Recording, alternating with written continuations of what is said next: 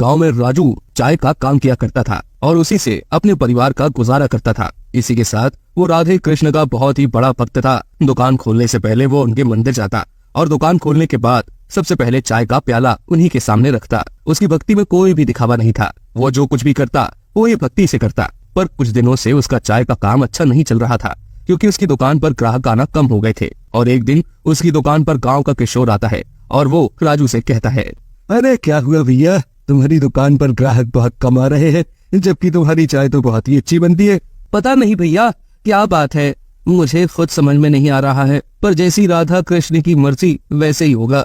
अरे भैया, मानते हैं कि तुम्हें विश्वास है राधा कृष्ण पर ये जरूरी नहीं है कि ये सब भगवान ही कर रहे हो। ऐसा भी हो सकता है कि तुमने अपनी चाय में कोई गलती करना शुरू कर दी हो। नहीं भैया, मैं तो जैसी बनाता हूँ वैसे ही बना रहा हूँ। ये सब तो मेरे राधा कृष्ण की ही महिमा है।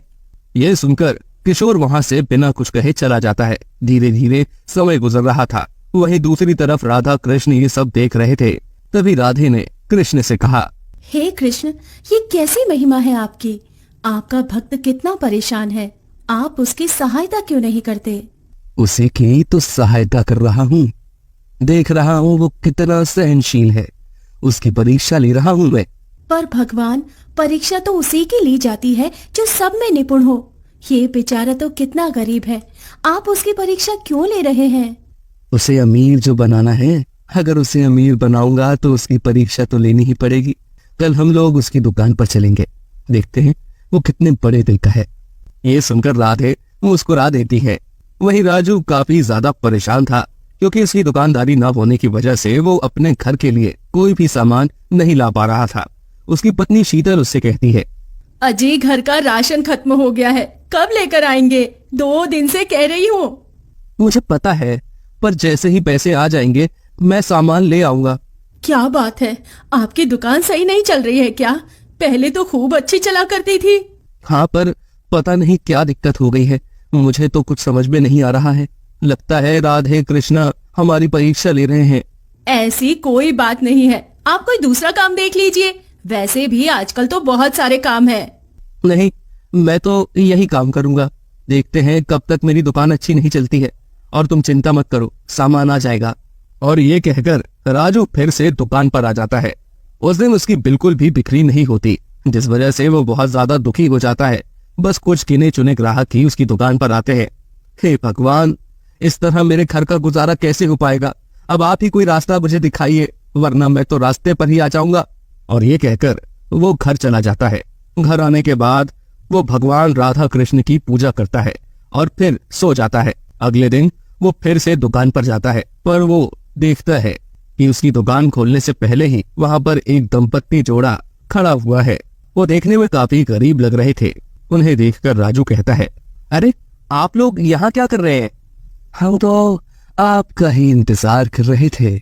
मेरा? पर मैं तो आप लोगों को जानता भी नहीं हूँ। क्या आप लोग चाय पीने आए हैं? हमें आपकी मदद चाहिए, क्या आप हमारी मदद कर सकते हैं? हाँ हाँ, क्यों नहीं, कैसी मदद चाहिए? रुकिए, पहले मैं दुकान खोल लूं, इसके बाद आप मुझे विस्तार से बताइए। इसके बाद राजू अपनी दुकान खोलता है और चाय बनाकर सबसे पहले राधा कृष्ण को दे देता है।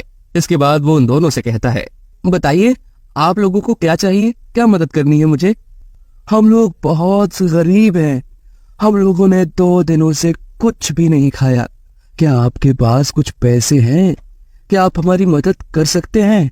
ये सुनकर राजू थोड़ा परेशान हो गया, क्योंकि पैसे तो उसके पास नहीं थे और उसने जैसे तैसे अपने घर के राशन के लिए पैसे जोड़े थे। उसने उन दोनों से कहा, पहले आप लोग चाय पीजिए और कुछ खा लीजिए, इसके बाद हम बात करते हैं। और ये कहकर राजू उन दोनों को चाय पिलाता है। फिर राजू उन दोनों से कहता है, वैसे मेरे पास पैसे तो नहीं है, मेरी दुकान खुद बहुत मंदी में चल रही है, पर मैं आप लोगों को खाली हाथ नहीं जाने दूंगा।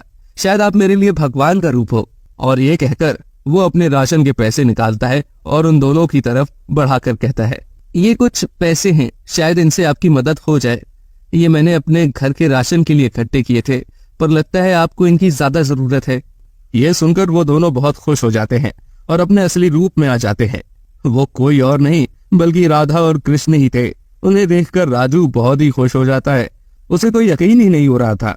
उसके सामने स्वयं राधा कृष्ण खड़े हुए थे और फिर कृष्ण राजू से कहते हैं, मैं तुम्हारी भक्ति से बहुत प्रसन्न हूँ। तुम मेरे भक्त होने के साथ साथ एक बहुत ही अच्छे दिल के इंसान हो। मैं तो तुम्हारी परीक्षा ले रहा था और तुम उस परीक्षा में सफल हुए। क्या आप सच कह रहे हैं? मुझे तो यकीन ही नहीं हो रहा है। मेरे तो भाग्य ही खुल गए जो मैंने आप लोगों के दर्शन कर लिए। इसके बाद राधा कृष्ण राजू को एक जादुई चाय पत्ती देते हैं और उससे कहते हैं, तुम इस चाय पत्ती से अपनी चाय बनाना, जिससे तुम्हारे चाय की खुशबू पूरे गांव में फैलेगी और तुम्हारी दुकानदारी बहुत अच्छी होने लगेगी। ये सुनकर राजू बहुत खुश हो जाता है और इसके बाद राधा कृष्ण वहाँ से चले जाते हैं।